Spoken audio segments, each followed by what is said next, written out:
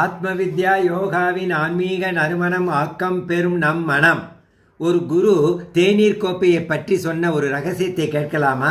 பல நூற்றாண்டுகளாக மனிதகுலம் கேட்டுக்கொண்டிருக்கும் அதே கேள்வியை ஒரு பயணி ஒரு குருவிடம் கேட்டார். குருவே, ஞானம் என்றால் என்ன? ஆனால் அந்த குரு நீண்ட விளக்கங்களையோ தத்துவங்களையோ அல்லது சிக்கலான பதிலையோ கூறவில்லை. அவர் அமைதியாக தன் முன்னால் இருந்த கோப்பையில் தேநீரை ஊற்றிக்கொண்டே இருந்தார், டீ கப்பில். பிறகு அந்த பயணியை பார்த்து சொன்னார், கோப்பை தயாராக இருக்கும்போது தேநீர் தானாக வந்து சேரும். கோப்பை தயாராக இருக்கும் பொழுது தேநீர் தானாக வந்து சேரும் என்று அழுத்தி சொன்னார். இந்த செய்தி நுட்பமானது, ஆனால் மிகவும் வலிமையானது.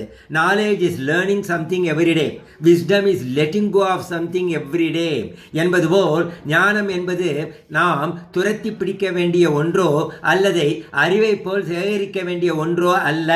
நமது மனமாகிய உட்புற கோப்பை எப்போது காலியாகவும் அமைதியாகவும் எதையும் ஏற்றுக்கொள்ளும் நிலையில் இருக்கிறதோ அப்போதே ஞானம் நிகழ்கிறது.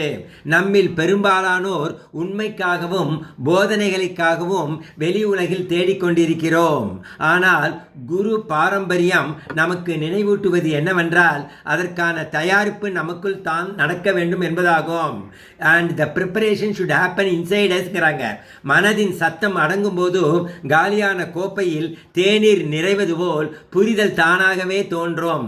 அந்த பயனுக்கும் குருவுக்கும் இடையிலான இந்த எளிய தருணம் ஒரு காலமற்ற உண்மையை வெளிப்படுத்துகிறது.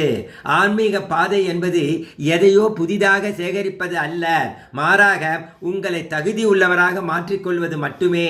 இதைத்தான் when the student is ready the teacher will appear என்பார்கள்.